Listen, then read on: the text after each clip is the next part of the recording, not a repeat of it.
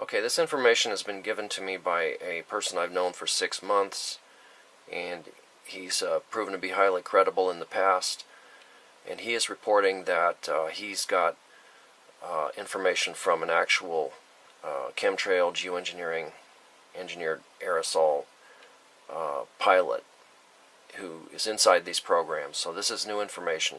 You can also find this posted on geoengineeringwatch.org, Dane Wigington's site. The rest of this I'm just going to read the posts that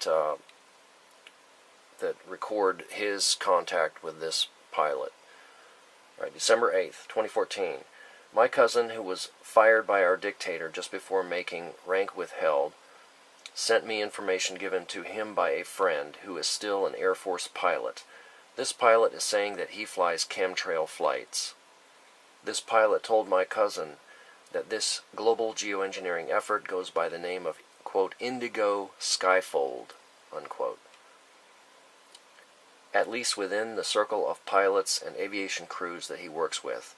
They are told to fly specific routes, and satellite comm links control the aerosol dispersal patterns. He says that they only make course corrections from time to time and perform landings and takeoffs. Pilot, navigation, and maintenance crews are rotated constantly and only spend about 18 months at one given base. He states that this is to keep pilots and their families from making too many friends and ending up with loose lips. Plus, they also rotate between day and night flights, one base for daytime flights and one for night. Each base covers a 250-mile zone, and each fleet squadron of planes cover 3 states, or an even larger swath of ocean. They are told to simply do their job and shut the F up.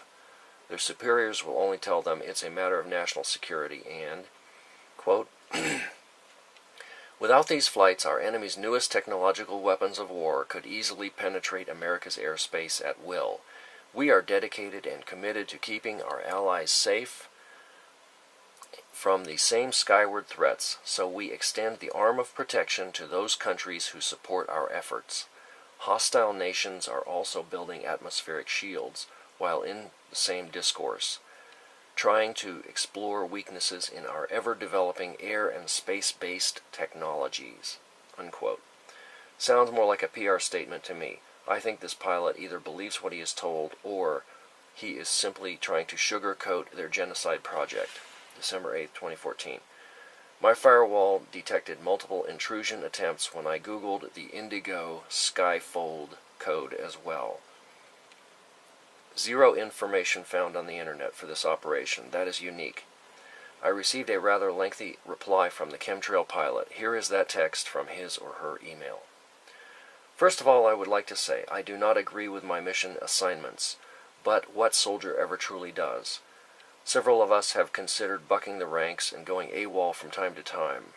We are kept in the dark when it comes to getting honest answers about what we are really spraying. Should they discover that we or our families are actively inquiring about your so-called chemtrails term, then automatic and swift disciplinary action will be taken. HARP and radar are 2 other non-allowed research subjects. Unless our children are learning about these in base schools, we cannot educate ourselves or our children through any public tutoring system. I would not intentionally spray my children with family with toxic aerosols, but as you must know, 80% or better do not have any family or children.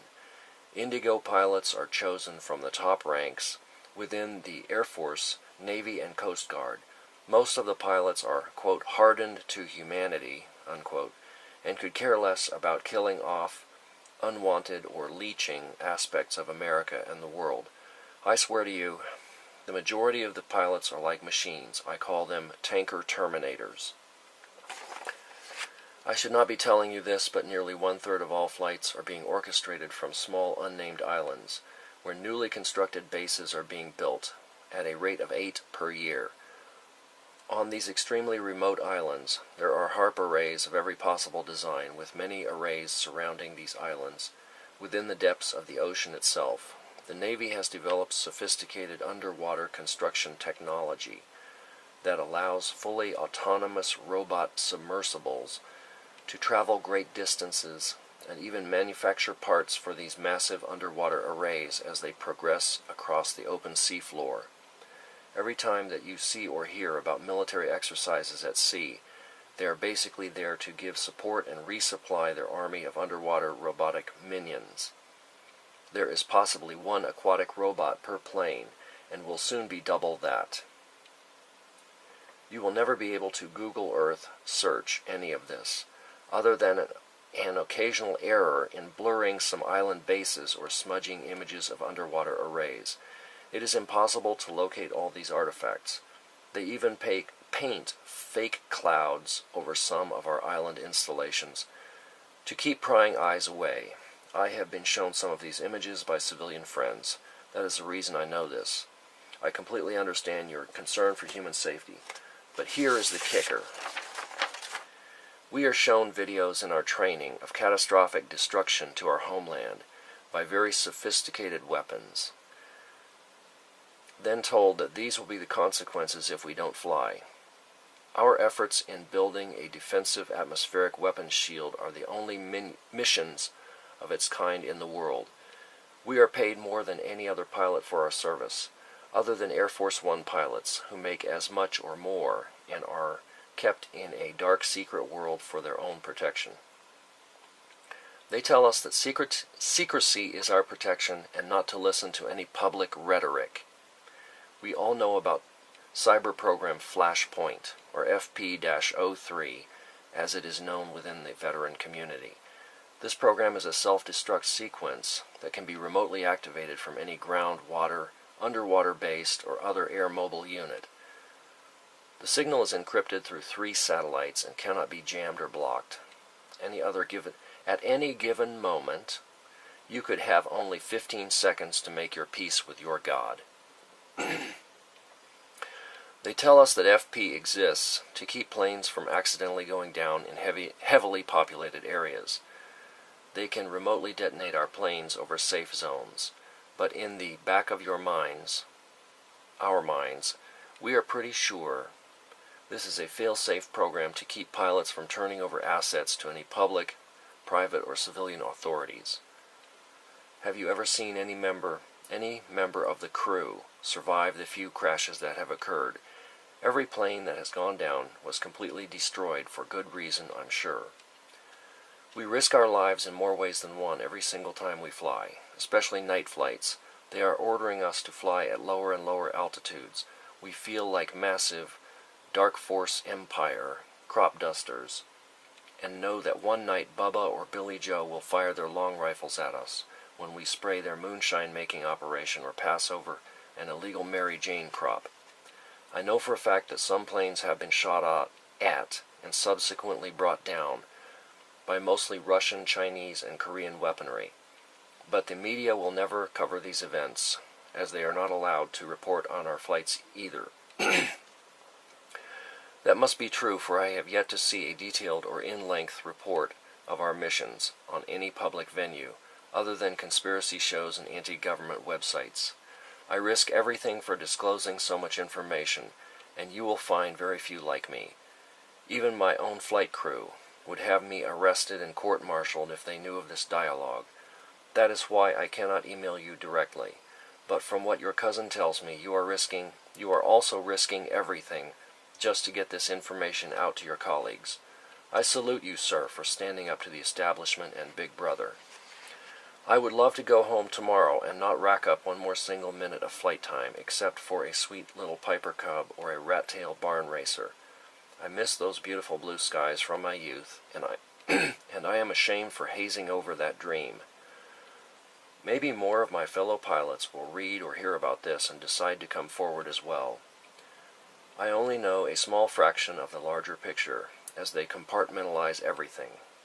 Should I become aware of any new significant developments, I will email your cousin.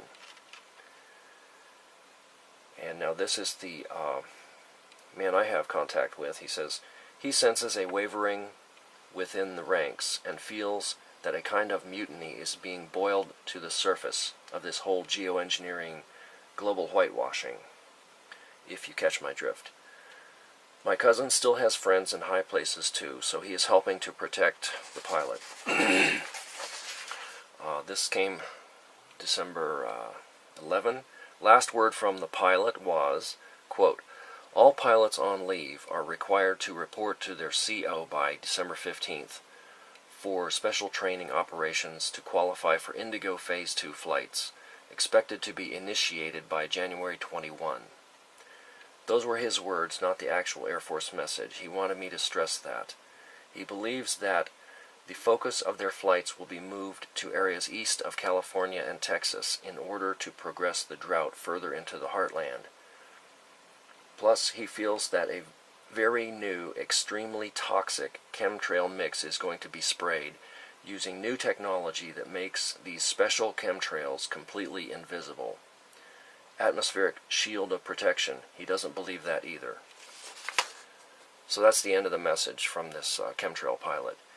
And I just, from my own experience, I've had a lot of contact with this guy for 6 months via the internet, and basically everything he's told me has turned out to be true, so I have no reason to doubt any of this. So, hope you can forward this. This also points out how difficult it is to fight this program, because the people inside the program are not subject to public opinion or public information sources. So we need to brainstorm and come up with a way to shut down this program, as it is actually heating the planet and killing everything with elevated UV and toxic metals. Thank you for listening.